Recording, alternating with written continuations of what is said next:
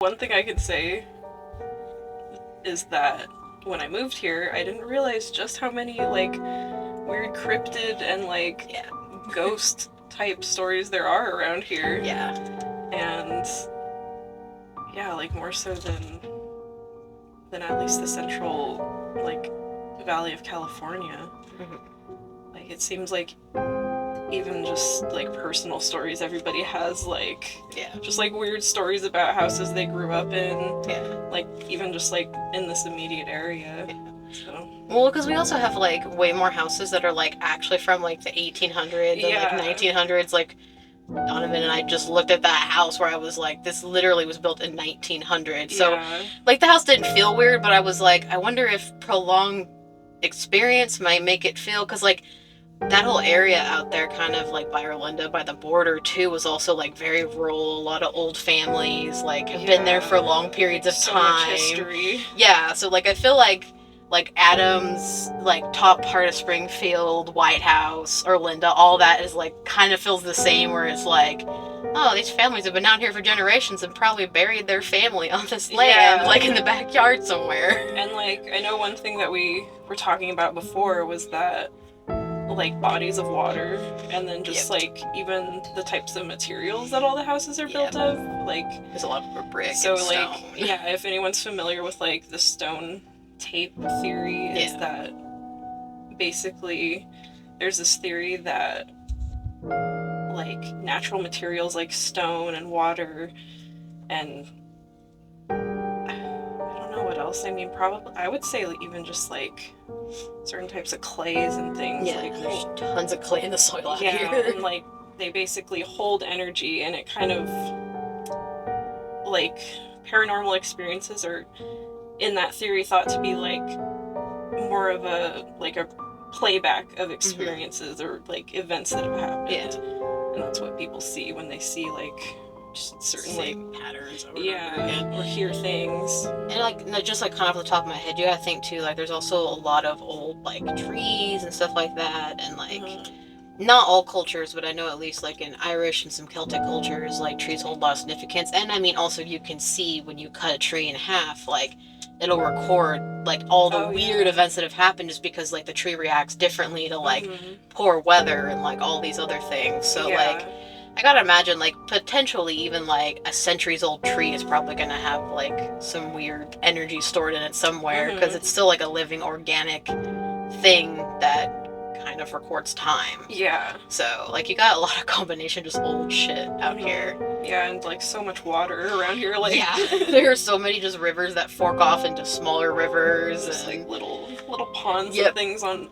like people's property, near people's homes, just like streams everywhere. Yeah, exactly. Because I think Sulphur Creek that's around Springfield eventually forks back into like the Red River and like even the Cumberland and all that, which I may call it Scumberland accidentally a few times because people call it that because it's just muddy, like it's really muddy and dirty. Gosh, that's funny. So I accidentally will still call it Scumberland sometimes and go, Cumberland, the Cumberland River.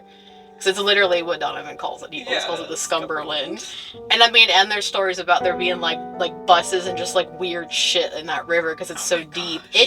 There's certain points of it they have not found the bottom of that river. Yeah, so there's even stories about like weird, like aquatic cryptid shit around here too, or like up into Ohio too, like there's like frogmen I think or something, where it's like, but all that actually forks off the Cumberland, so I'm just like, and the Ohio River, and I'm like, I know how deep those are, so I'm like, there might be some weird cave systems, I don't know. Who knows what kind of weird creatures that scum is. Yeah, exactly. They've just formed. And they're supposed to be, because like I listened to a thing recently where like the frog, I think they are called frogmen. They're like about 3 feet tall, like little green or gray. They almost look like aliens, but like, of course, they're like aquatic looking. Just like, what the fuck, man? Like, that's weird. You never know. Yeah, exactly. And I've heard like there's a story in I want to say it's in Owensboro, like in the 60s or 70s. This lady like claims she got like grabbed and attacked by one. It had like a burn mark on her like ankle from it. Like. Yeah, there's a lot of weird shit, because there's also, like, Mothman stories in Kentucky. Oh, yeah, of course. Like, because it's, like, part of Kentucky is kind of close to, like, West Virginia and all that, so, like, within, like, shit, like if you say centralized on Tennessee, within like all the states surrounding, which is like 5 or 6 states, there's just like weird fucking cryptid shit. Like this whole area. Yeah. It's so strange. Yeah, definitely this side of the country seems to have like way more weird stuff going on. And I'm sure that the history and, you know, wars and stuff, all the traumatic things. All the Trail of Tears. Yeah, Trail of Tears, Family Feuds. Like, by the way, does it run through here? Yeah, I didn't remember where, but I knew it did. The other day I was driving on, I think it's 49, Highway 49, and I just happened to see like one of the roads that had a sign like off of the highway that said original Trail of Tears route. So yeah, it's like, it's right in here.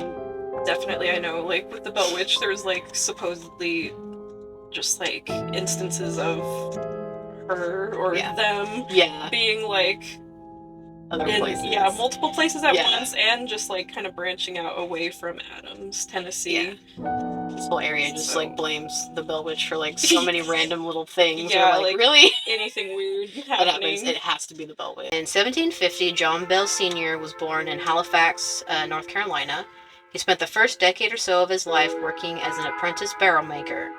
In 1782, he married a local farmer's daughter, Lucy. What? I just started. Hi, baby. Lucy Lucy is the wife, was 12 years old, and he was 32. He was given land by her father and a slave. They farmed the land successfully all the way up until 1803. In 1790, they had their eldest son, Jesse. In 1792, they had their second son, Benjamin, who, by all accounts that I could find, he probably died when he was a baby, like a few months old.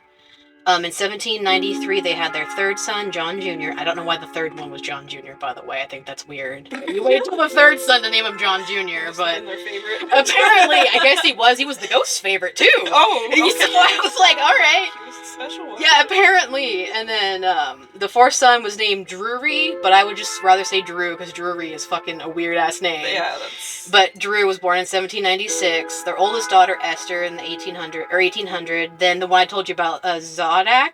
Oh, yeah. Which is a weird name. I like that name. I know, I think it's a cool name, but I'm like, they're all normal, and then Zodak.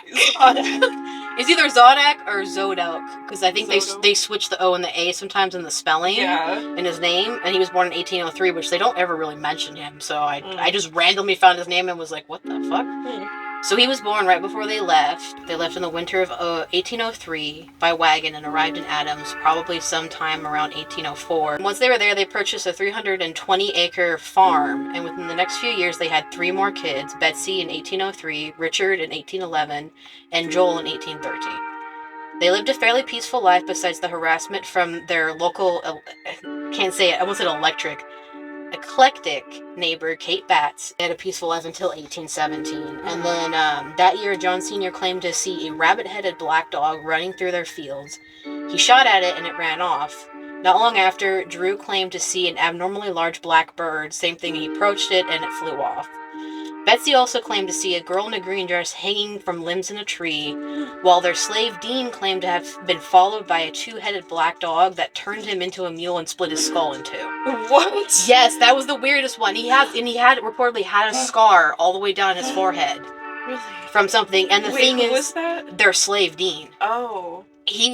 I'll go off on a tangent for a second. Mm-hmm. I think he's also the slave that he loaned out to, Kate Batts' brother-in-law, and that he may have been, like, the damage may have been from Kate Batts' brother-in-law. Oh, okay. So that's one of the theories why this feud started, was because of the feud over, like, oh, you damaged my slave, like, what the fuck, kind of a thing. Obviously viewed them as property. Yeah.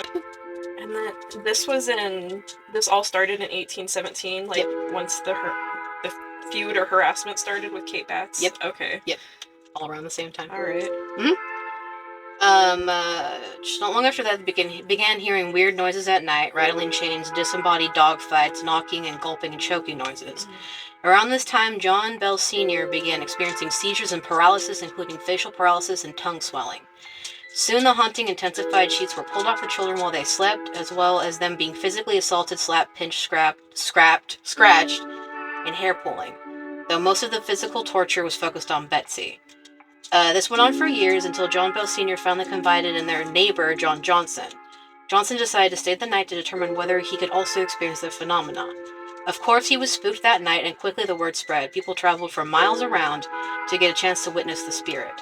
Then the spirit took on a voice and began claiming, when asked why it lingered, "I am a spirit. I was once very happy, but then was disturbed," as well as declaring it was Kate Bat's spirit or witch. Many of its claims led the Bellboys and their friends on a wild goose chase for buried treasure in the Native American burial ground on the property. There were even rumors that they disturbed a grave and hid a skull under the porch. On top of everything else, it also stated that if Betsy broke off her engagement with a local boy, Joshua Gardner, they would stop haunting the family. The haunting escalated further, with the spirit reciting 2 different sermons at the same time, which is what you're talking about, in a church 2 churches 13 miles apart. It seemed it could travel far distances, including to England and back, to prove it was in fact a spirit, tormenting a visitor's family back home. It was also fond of biblical texts and would often get into debates regarding religious points of view. It gossiped about ongoings in neighbors' homes and claimed to know key phrases and habits of long-deceased relatives. Which I think the gossiping thing is kind of funny, because that meant it was like going to their houses and being like, "Oh, what's juicy tonight? Oh, what's going on over here?" Just stirring shit up. Exactly. Like, literally, it seems like it was just like, how can I fuck up this shit more? Yeah. It was just sprinkling gossip all over the neighborhood. That's how you like, do it. Yeah, exactly. It's just like, that's so funny to me. Being in the corner being like, yeah, you're fucking that guy's wife? Woo! That's how people do it even exactly. like, nowadays. So it's just funny that they're like, the ghost was doing it. It's like another case. Yeah, I'm like, sure, it was the ghost. It wasn't you guys just being like, I saw Jefferson out there the other day. No, the ghost. It was totally the ghost told me, but like they were fucking in the field. Like the ghost, like detail, like vivid detail, like real dirty. I wasn't there. I wasn't there though. I didn't. Was. It was the ghost. Told me. The ghost totally told me. But yeah. Although of all the bells, the spirit seemed to adore Lucy. It called her the most perfect woman on earth and gifted her with fresh fruit and songs. It also seemed to respect John Bell Jr. and was claimed to have returned to him 7 years later in 1828 and told him stories of the future, including predicting the Civil War, World War I, World War II, and mankind's destruction due to global warming and a large explosion. I don't know if you knew that part. No. Yeah, it then vowed to return in 107 years, or in 1935. There were no reports that it ever returned. I wrote that, but there's still, of course, some people that were like, but no, it did though, or it never left, because I had weird knocking on my walls. Yeah, like any weird thing that happened. Yep. Like, it's the witch. Or like that thing I told you about how when the publishing company was going to publish the first book and the owner of the publishing company had rocks falling from his ceiling, just like manifesting and falling from his ceiling. Yeah. And they were like, it's the bad witch! But I was just like, oh, the fuck? What? Yeah. They were just I don't know, we're just blah, blah. Yeah. Which that was in Hopkinsville, by the way, in Kentucky, just over the border. Okay. That's so where not that that publishing far. was. Yeah, it's not that far. It's like 45 minutes maybe, because you got to go like Clarksville and then go up. But yeah. However, it did not take kindly to John Bell Sr. The spirit was determined to kill him and admitted to as much. It was believed that in December of 1820 it poisoned him. He was found dead in his bed with a mysterious vial either hidden in the chimney in his room or on his bedside table, because there's 2 different versions of where they found the vial. The substance was given to a cat and it died not long after. There were also rumors that Jesse, his eldest son, threw the vial into the fire and it burst into blue flames. The entity even went as far as to claim it poisoned him and interrupted his funeral with drinking songs. In 1821, not even a year after her father's death, Betsy broke off her engagement and the spirit got what it wanted, so the hauntings basically tapered off and the family ignored whatever was still happening and it stopped after that. And then that's when it promised to return in 7 years. But yeah, the vial thing, that's the thing where it was only one story that I found that said he threw the vial into the fire and it burst into blue flames. The first thing that was weird to me about that is now that, because we had the fire thing outside too with like the colors. Oh yeah. Heavy metals burn blue. Oh, okay. Because that's just the color they burn. So like the fact that it burned blue, I was like, okay, so heavy metal. And you know what's a heavy metal poisoning? Arsenic. And there's tons of arsenic just naturally like in this area. Like there's all kinds of poisonous plants. But yeah, it would burn blue if it was thrown into a fire. Okay, yeah. And there was like a chick from, I think she went to Austin P, I believe. and she was actually like a chemist, like did research on this, and she's like pretty sure he had arsenic poisoning, because also with the paralysis and seizures would also explain, like, that's what happens when you have long-term arsenic poisoning. Someone was slowly poisoning Yes, him. he was slowly being poisoned to death. Oh, but who was it? Exactly. So I'm like, and the thing is, it could have easily been like a family member. Mm-hmm. Because like, you know, people did stuff like that all the time back in the day. Like, and the other thing that like points out to me, that's like stands out to me, is the fact that when he married his wife, she was 12 years old, and he was 32. Yeah, I noticed. You said that. That's why I put that in there. I was like, oh. Yeah. So, okay, the weird thing about that, there's two weird things in North Carolina. Because Donovan and I also, like, went into, like, other weird historical things, and he was like, wait, maybe. Oh, wait, maybe. Okay, so in about the Revolutionary time, about 1777-ish time, which John Bell Sr. at that time would have been about in his 20s. He was born in 1715. Yeah. There was all kinds of, I forgot what they were called. I think they were called Tories or Tollies or whatever. I forgot, like that party that I think that was loyal to the British when we were separating.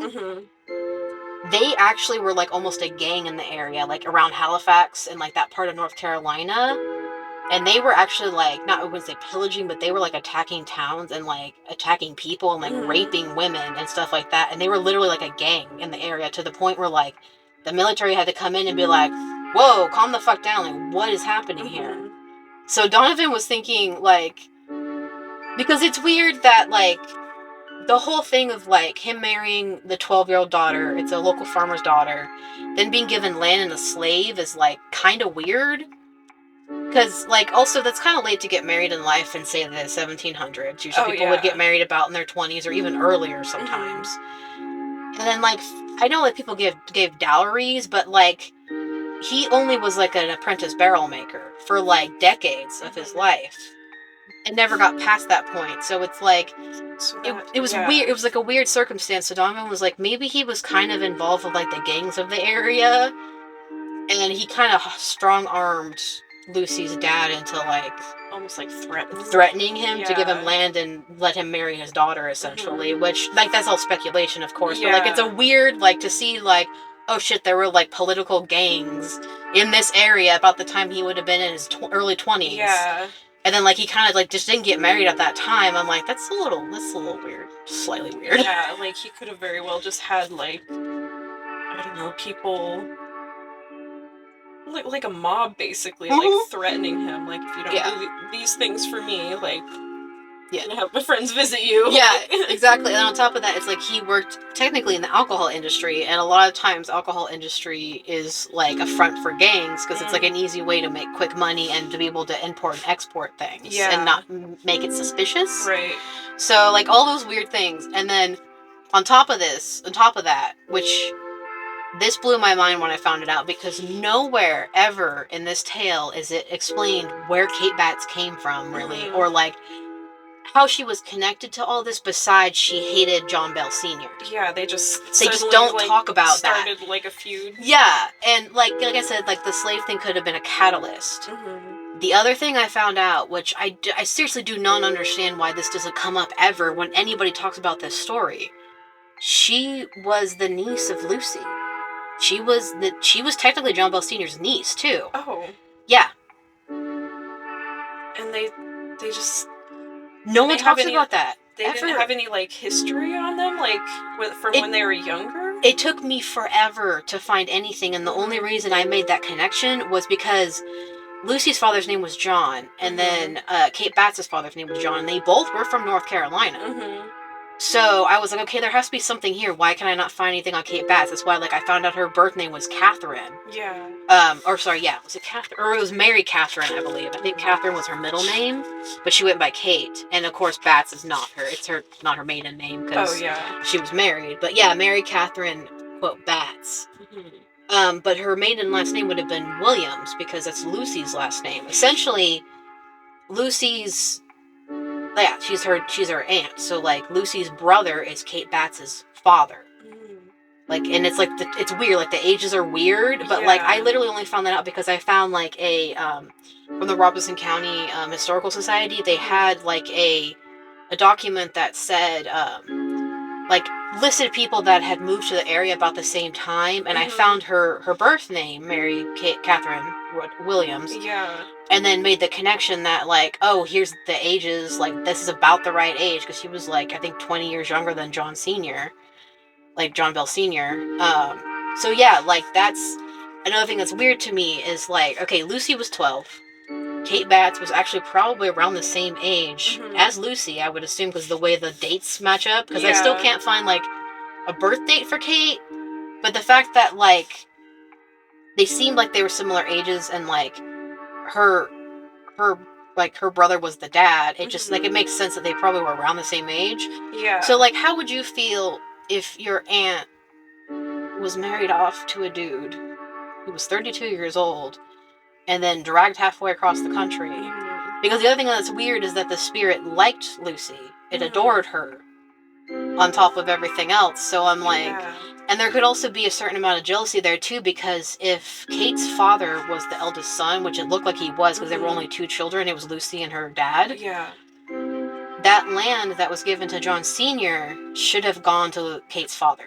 Technically, if you look at, like, how succession usually works with, like, patriarchal society, her father should have got that land. So there also may have been a certain amount of just anger from, like, well, this was supposed to be given to my family, but you just swooped in and took it because you married Lucy. It's so interesting. I didn't know any of that stuff. And I was just like, what the fuck? Like, why does nobody ever mention this? Like, they were related. They lived in North Carolina, and then she ended up, I think she either moved a little bit later or a little bit before them with her husband. And funny enough, it's a weird thing, but, like, I think there was another sister that Lucy had technically married the brother-in-law of Kate Batts. So it's, like, this weird, gross, like, family intermingling between, like, 3 different families. But that's, like, here, this extra shit doesn't really matter. Yeah. But yeah, so it seems like she either came a little bit before or a little bit after them. So I'm like, there's all these different ways, like, this could have been a feud that, like, people don't talk about ever. Yeah, but there's, like, obviously no way of knowing. Yeah. It's just... Yeah. It's all just, like... Yeah. And then is there any kind of speculation about what was going on before they ever moved to Tennessee from North Carolina? Like, between... Yes. There's other legends, yes. Kate Batts and John and... Yeah. Like... Okay, so this is the other weird part, is there are 2 different Bell Witch legends that stem, and one is in North Carolina, like, from before they left, and the other one is how I told you some of the kids ended up moving to Mississippi and just being in that one county in Mississippi. Yeah. That's another story. But there is one from North Carolina, which is, to me, technically the most ridiculous of the whole, like add-on to this legend. Yeah, okay. Okay, essentially... this is probably why it also got mixed in that Kate was actually dead and was a spirit, and so many people are like, wait, she wasn't dead? Like, no, she died 20 years after John Sr. Yeah. But, like, for some reason they have her death date, not her fucking birth date. But, so, part of the legend goes that before they left North Carolina, her and John were involved romantically with each other. And he wanted to break it off with her, and she didn't want to, basically. So sorry, she would have been still very young. I know, exactly. She would have been. That's why I'm like, I think she was around Lucy's age. Maybe she was a little bit older. Yeah. But yeah, she would have been pretty young still. So I'm like, I don't know how that works, but unless we make a joke about it, they're just really into children, apparently. But I mean, that was kind of just the thing. That thing, yeah, which that actually can lead into, like, another theory, which I'll get back to about that. But so yeah, they were together, and, like, he wanted to break it off, she didn't want to break it off. He essentially, in the legend, ties her up, throws her in a shed, and beats her to death. Jesus. And she, just through sheer anger and rage, she comes back. And that's the reason why their second son, Benjamin, died, is what they say. That, like, she, in her anger, killed the son, and then followed them to Tennessee, essentially. So I'm like, that's part of it, apparently. They're like, oh yeah, he beat her to death, and she came back out of anger, and... Came back, like... To life. To life? To life. Because how else? She could be because she was actually a physical human, so I'm like, do you mean she came back to life? Because it does say came back to life in the legend. Yeah. Like, not as a spirit, like, physically came back to life out of rage and anger. I mean, I don't even know. I don't either, but I'm just like, okay. She came back. Something else, like, embodying her. I don't know, but like maybe that would make sense for the weird spirity shit. How it was like supposed to be like 5 different spirits that all had different names and shit. Like if you want to get really weird and like speculative with it, it's like maybe she came back as like a demon. She was possessed. Yeah. It just became a gateway for a bunch of shit. Yeah. But yeah, that's part of it. Literally, they were together, and then like he killed her. She came back, killed their son, and then they left. But then why would she wait until 1817 to start going after him? Yeah. Like, wouldn't it just be like immediate, like, after she came back? I don't know. Like, okay, one thing I was thinking about when you mentioned, like, him acquiring, like, you know, this land and slave, even though he was only an apprentice barrel maker. Yeah. I was kind of wondering, could he be involved, like, in some weird, like weird shit? Witchcraft, like, I don't know, like, making a deal with the devil, basically. Yeah, like, I don't know. It's fucking weird. There's just, like, so many different directions that could go. Yeah. Well, and then circling back on, like, the pedophilia. Yeah. There's also theories that, John Bell Sr. was abusive to his family, to his wife, and to, Betsy, and that he actually was potentially molesting and sexually abusing her. And that Lucy actually was the one that poisoned him, and basically they the whole haunting was a ruse to drive him insane and kill him because of that. Jeez. Oh my god. And then on top of, like, adding to theories, there's another one, which is the first one that I heard, because back in the day I watched, like, one of the, like, I shouldn't say first, but it's one of, like, the big Hollywood Bell Witch movies. Yeah. With, like, not Keith Sutherland, but his dad in it. I saw that one too. Yeah, I saw that when I was a kid, and I kind of just caught the tail end of it. And in that one, they talk about the theory of, like, when girls are going through puberty, sometimes they can have, like, psychic abilities and, like, torture themselves. So that's also another theory, is that, like, because she was going through puberty at the time, that actually she was the source of the haunting, and that it was her doing it and abusing herself. But yeah, and I mean, with the, like, different people in the town and neighbors and stuff kind of, like, buying into it, I mean, it is possible that it was just kind of this, like, hysteria where, like, everyone is, like, starting to imagine that they're experiencing it. But just based on, like gossip and, like, rumors and stuff. Mass hysteria is, like, definitely a thing. It's happened multiple times in history. Yeah. I mean, that's mostly what the Salem witch trials was just mass hysteria and people adding on and adding on and adding on. And some of it was political gain, too, to get land and stuff. And kind of just misconstruing things that they're experiencing, or, like, things that they're seeing, or kind of, like, forcing themselves to see things that are not actually and experience things that aren't actually happening. Well, and like we talked about, too, it's like, you gotta also think of the context of the time, because back then, people weren't, like, so overly exposed to, like ghost stuff or just other things happening in the world, and, like, this is, like, a small-knit community that is very, like, religious, so, like, the only thing they have to fall back on is, like, God and the devil and spirits, so, of course, like, they're gonna see it through that lens, too, because, like, that's all they know. Like, they don't have, like, multiple different types of ghost stories or, like, movies to, like, reference. It's literally just what they know from what they've been told about the Bible. Because, I mean, some of them probably couldn't read either, to be honest, to a certain extent. I don't know how far-reaching, like, that kind of a skill was back then, because a lot of them were, like, farmers and stuff. You didn't really have to know how to read. Right. And a lot of times they would just go, and a preacher would do a sermon, and they'd go, oh, yeah, sure, okay. Yeah. So it's like, they also don't, like, they don't have as much of a frame of reference either to even explain what was happening to them. Yeah. Because a lot of them quoted, like, all the spirits, and, oh, it's just like in the Bible, and, like, stuff like that, so. I mean, could easily just be, like, mental illness or something that they're just have no idea about yet. Yeah. And, just have no, like, knowledge or, like, base information about. Yeah. So, because I know back in the day, they a lot of times would view mental illness through, like, possession. Yeah, basically, like, they would just see it as, like, a demon, basically.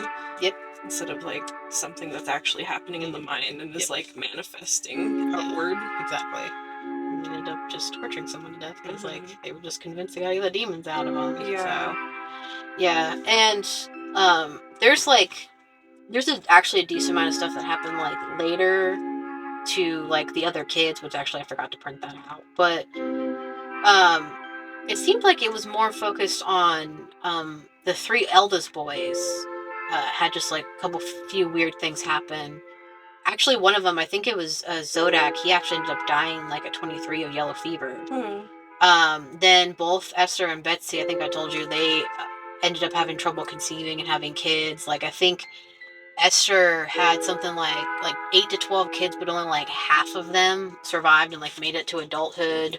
Sorry, only. I know, but like back then, they didn't have birth control, so it's like, what are you gonna do? Kids. So like, but still, like, it was almost like, it seemed like from when I read that, like, a lot of them were dying in like infancy too, where it was like they weren't even making it like to being a kid, like they were just like dying back to back for her. Yeah. And it even happened with Betsy too. I don't think it happened as much, but she even had like quite a few deaths when it came to like fetal deaths, pretty much, like when she was younger. I think she only ended up having like maybe 2 or 3 kids that like became adults essentially. Yeah. Because one of them, her daughter, at least I know, she moved with her to Mississippi when she got older, and she died in Mississippi with like, I think, what was it, Jesse, Esther, I think, too, ended up, and Betsy, all ended up in that same county in Mississippi. Which one was the Bell Witch's favorite again? Betsy. And the favorite of like the one she didn't torment was John Jr. Oh, okay. That was her favorite. Yeah. Yeah. Let's say, was it? Actually, no. Yeah, I think Jesse, John. Is it just Betsy, or I can't remember if Esther ended up in Mississippi too? But I think it was. John's is weird because I think John is the one that ended up. I can't remember if it's John or Jesse now. Ended up in Mississippi, but then ended up dying in Hopkinsville. I think it was John, because John's family was still his kids and stuff, because that's where the Mississippi legend comes from. It was John Jr.'s daughter fell in love with, I want to say it was a slave, actually, or a slave a slave wrangler, not gonna lie. I think that's what they called it, like a slave handler. And her father didn't like it, so he ended up killing him, and the spirit of that guy haunted his daughter. It basically killed her because of the haunting. Like, it just killed her. Not scared her to death, but it made her physically ill until she died when she was young. And when she was buried, the same weird giant black bird showed up at the funeral, and just like flew off after that. And there was still like weird stuff that happened in that county where like water faucets would explode. There'd be like blood in the water, like shit like that still happened in that county. Yeah. And okay, I just remembered something that I wanted to bring up too, which was like a theory that I remembered reading was it Betsy, I think, that this idea that she was maybe using ventriloquism. Yeah, I read about that. Yeah, and I also remember reading something about, I don't know if it was Betsy or maybe like one of the other sisters too, that they would like nuts and berries would like appear in their, like they would make them just appear in their hands like out of thin air. That may have been Lucy potentially. Okay. Yeah. I'm like, maybe, I don't know, maybe they like learned some magic tricks, like that was part of like the whole ruse, like. Which is what I thought too, but funny enough with that ventriloquism one, that article was posted in like a newspaper like a few decades later. Yeah. And Betsy actually almost sued the newspaper over that because she was like, that's completely false and that's like damning of my character. So, like, that may be true, may not be true, but like I think that's funny. It also doesn't explain how you would be hearing like multiple different voices at the same time, and they all sounded completely different. And in different places reportedly by different people, so. Yeah, exactly. Yeah, so, I don't really believe that, like. I think that was them just trying to blame her for it, honestly. Like,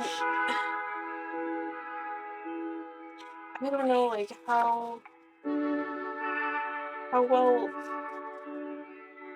or like, how widespread or well-known was, like, magic and ventriloquism at that time, like. Because I don't know. To be able to, like, perfect it to that level, like that you'd be able to fool a whole town. Because it said something about how like she'd found an old book or something, but like, one, how the fuck would she have found an old book that was about like ventriloquism to that point? And I don't think like it was very widespread for like, say, it's weird to say, but like carnival performers to like be around, and like a lot of times people were exposed to that type of like magic because it was like they saw a trick at a carnival or some kind of entertainment or sideshow thing. So like that we're talking like early 1800s, like that probably still wasn't really. And why would they come to rural Robertson County of all counties? Like, if anything, maybe if they had gone to Nashville and there was like a traveling band there, she maybe would have been exposed to it. But like back in the day, going from Adams to Nashville would have been more of a trek because you would have been like horse and buggy. Yeah. And again, like I don't know how paved the roads were out here at that point. So like it wasn't common for people to really, it like was not it was of...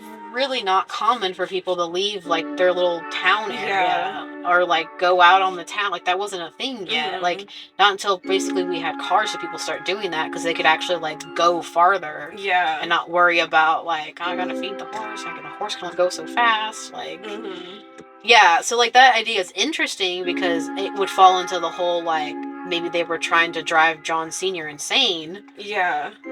But like I feel like that is far-fetched to think that like a teenage child like could do that. Yeah, and also it's like, I don't know, as far as like them plotting to try to drive him insane because of experiencing like sexual abuse, like I don't know, I feel like you would be way too damaged at that point to like to be able to like drag something like that out for that long, like unless you were just really that like bent on like torturing someone. But I feel like they would have probably expressed their rage and resentment and trauma in like more direct ways. And well, so, like so the poison thing like makes more sense to me. Like I could see something like that happening where they're just like slowly poisoning him over time. Well, I was thinking more like maybe a combination of the two potentially. And then like I was thinking too, because like what if technically like since Kate Batts was Lucy's niece, like maybe it was a case of maybe Lucy being like, hey, like he's a fucking piece of shit to you. Like, do you want to do something about it? Like we can do something about it. I found hemlock like by the river. Do you want to like just go ahead and like take care of this? And hey, why don't we have some fun with it first? Like inspiring. Yeah, because she seemed much more like just like angry and like stubborn and like from all the stuff I read about her, I could see her literally being like, oh, he's a piece of shit. Let's fuck with him. Like let's do this. Yeah, and that was Kate Batts, you said, right? Yeah. Yeah, and I mean, she was already an eccentric character, because wouldn't she, like, she would, like, beg for money in the town from people, and wouldn't she, like, did she have voodoo dolls or something? They said something, about the pins. Yeah, she would use pins and stuff, but I don't know if it was necessarily, like, maybe, like, what she thought would be, like, voodoo, or, like, if she had somehow been exposed to, like, I mean, because slaves, some of them did do voodoo, because it was, like, a mix of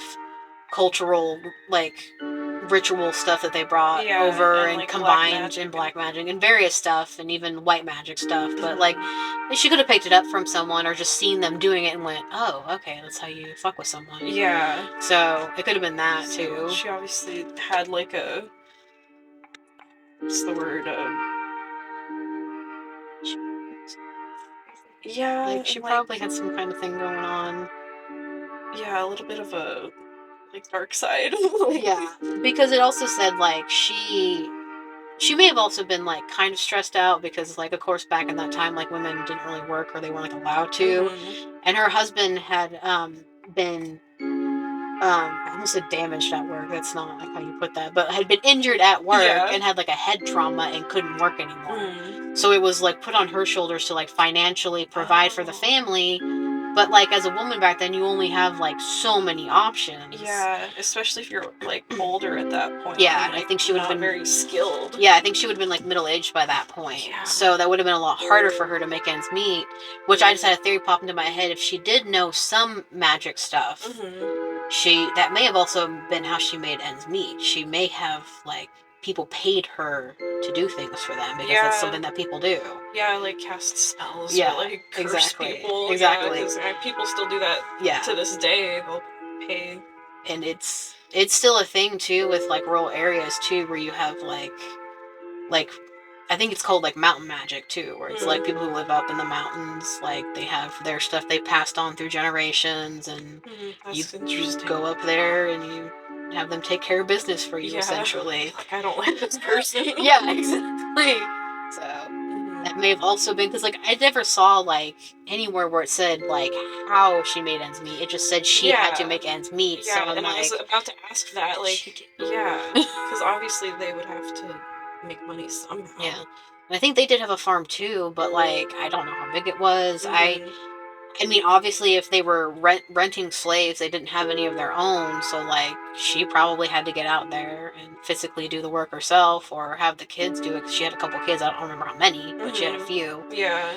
So, she probably also was just fucking stressed out too, on top of potentially having a mental illness. Yeah. So definitely. And any boisterous woman back then was like, you're a witch. Yeah. You have opinions. Yeah. So. You're just like a little bit weird. Yeah, exactly. Oh, she won't shut the fuck up. She must be a witch. Yeah. No one ever talks about like Kate being related to Lucy. Like that's like a big like, oh fuck, because like that adds so many more layers to like what was potentially going on, and so many possibilities of like just like family like feuds and and like drama and stuff. And I just like. And it annoys me, like, in general, like, it took me forever to find anything on Kate, and I'm just, like, even after I found her, like, birth name, and I'm like, okay, so, like, you're gonna blame this woman for a haunting, for, like, I don't know, it's like 100-year-old legend. Yeah. And then not even trying to do more, like, research on her, and figure out her stuff. Like, it probably doesn't, to be honest, but, like, I always feel like she's, like, a footnote in, like, the legend, and I'm like, but they all blamed her for it. Yeah. So, like, why is she a footnote? Yeah, and it was all centered around her. Yeah, exactly. Like, that's the name associated with Bell Witch. Exactly. So, and I just, in general, I don't like women being blamed as the scapegoat for things just because, like, weird things are happening. Yeah. I'm like, that's why I also mentioned the thing about, like, they disturbed a burial ground. There's legends that they, like, took some of the bones away and put them somewhere else, and I'm like, they also disturbed sacred ground too, so they could have done it themselves. Yeah, like it could have just been something totally like separate. And just because like the spirit said it was Kate's spirit doesn't mean it actually was. Yeah. Like it could have just been like, oh, you don't like her? Cool. Yeah. I'll just blame her for this. Like just like stir it up even more. Exactly. And the fact that it liked to stir shit up, like it went by different names. It had different voices. It knew some shit like it shouldn't have been able to know. I'm like, it obviously was something bigger than something a human could do and or control. Yeah, that's why I'm just like it. I don't think the daughters were behind it. Like, yeah, maybe they poisoned their father. It could have just been like just a random thing that was happening simultaneously. To be honest, like, just like another family like issue that was going on. And it probably didn't help that they were, like, experiencing all this weird stuff and, like, had all this, like, drama and, like, stress in their lives. But, and I feel like people just, like, showing up and being at their house probably stirred shit up, too. Yeah. Like, and added energy to whatever was going on. Oh, yeah, definitely. Like... if it was something, like, actually demonic or something. Yeah. It probably was like, oh, yes, give me energy, feed me. Yeah, it probably knew exactly what to do to, like, just pull people in and keep people, like... Yeah, exactly. Like... Just, like, running around in circles. What would be the most fun for a demon is just to fuck with people for, like, a long period of time. Yeah, like it's what they want to do. Create all this negative energy. Yeah, exactly. Just make everybody hate each other. Like, that's the whole reason they like to exist. Yeah, like, it's like what they feed on. Yeah. So. Yeah. It's super weird. Well, I think it was just, like, one story I read. It was just another random family that, like, you know, they were hearing the same kind of thing, like the gulping, Yeah. like choking chains, like Yeah. dragging on the floor, like, and of course they blamed the wife. Yeah, like, of course. Yeah. Because I think I remember that too. Is like they literally were like, and they were like, oh, maybe she's tying chains to her ankles and walking around the house. But then like... same thing. They had other people come in that were curious about it, and they heard it, and they got so like frightened that they left. They couldn't even like stay the entire night. Yeah. But well, and I think people don't take into consideration that like since like that story I know took place like after the Bell Witch story, that was so like quite a bit later. So it's like anything else is going to be like influenced by that story. And to be honest, I do think like sometimes hauntings are a certain amount of an extension from like whoever's experiencing it. So that's why I think sometimes like some people can go to a location and nothing will happen, and then some other people will go and then they'll have like weird shit happen. Yeah. I think it's almost like, of course you have to be open to it, and then like if you're focusing on like, oh well, this one legend said like this thing happened, I feel like you have a higher chance of that happening again because like thinking about it so hard. And you're maybe focused on all the little things that could like make it true. Yeah, exactly. Instead of just like being in the space and being like, all right, I'm just gonna let happen what happens. I'm not gonna think about it too hard. Yeah. That's why I think a lot of times too people also psych themselves out. And I'm like, if you would just sit there and like not think about it so much and just like exist in the space, you probably would be fine. Yeah. It's like you're not helping yourself. Yeah. Part of why I wonder like how many people actually experienced like the weird stuff with the Bell Witch, or if they were just like it was all these people getting together and like talking about it and like just becoming kind of hysterical about it. Yeah, exactly. Or wanting to like join in because they're like, well, everyone else is doing it, I want to do it too. Yeah, like to feel the excitement. Exactly. And, like, feel like they're a part of something. And like, what else are you gonna do in Adams, Tennessee? Like, oh shit, there's a ghost now. In the 1800s. Yeah, like what the fuck are you gonna do with your time? Yeah. Like, oh, you go to church, you work on your farm, you mend some clothes, you make food. Like, what else are you gonna do with your time? Yeah. Like, you can't even do the shit at dark because there's no electricity. Like, what are you supposed to do? Yeah, besides tell ghost stories. Probably a lot more like present and in the moment and just like susceptible to you know, letting their imaginations run wild. And probably a decent amount of them are like, well, if it happens, it might be kind of interesting. Yeah, because there's definitely like an allure to it of like the unknown. Well, that's, I mean, why people go ghost hunting too. I mean, it's interesting. Yeah. Even just exploring something abandoned is interesting. Besides, like, oh, there could be ghosts. Yeah. So. And even though you know that something spooky could happen, it's like it's still exciting. Yeah, exactly. So. Super interesting story. I wish there was more like solid facts about it. I know. It's like, it's the unfortunate thing about like stories from later time periods. It's like you're never gonna have like solid information. A lot of it's gonna be legend or hearsay. Yeah. Apparently one of the sons, I forgot which one, wrote a manuscript. It was like 35 pages. He gave it to a dude, and that's essentially part of what became one of the first books published about this. But there's also no like guarantee how accurate like the translation of the manuscript was, because the dude who he gave it to never gave it back to the family. He just like kept the manuscript and was like, this is mine now. Yeah. So like there's supposed to be a manuscript somewhere written by one of the Bell kids. Yeah. But like it just doesn't exist anymore because the guy just like kept it and never let anyone else see it after it was given to him. Yeah. It's like when you only have like one point of view from things that have happened, it's not super reliable. Yeah. And I think it would have been from Richard Bell, which he would have been about 8 when this shit started. So like, also not like the most reliable, because an 8-year-old's gonna like remember things so much more heightened than they were because they're a kid, and be influenced by what your family's saying and like everyone around you. Yeah, exactly. And you're gonna like believe things more, and like the way memory is sometimes too is like you can fabricate memories just from believing something hard enough or long enough. Definitely. So. Yeah, it sucks there's never, like, more, like, tangible, juicy things. Yeah. But, like, at the same time, it's still fun to, like, speculate and, like, think of the possibilities, so... I mean, it's obviously big enough that it's, like, an entire legend here in the area, and they have a whole, like, tourist spot for it, exactly.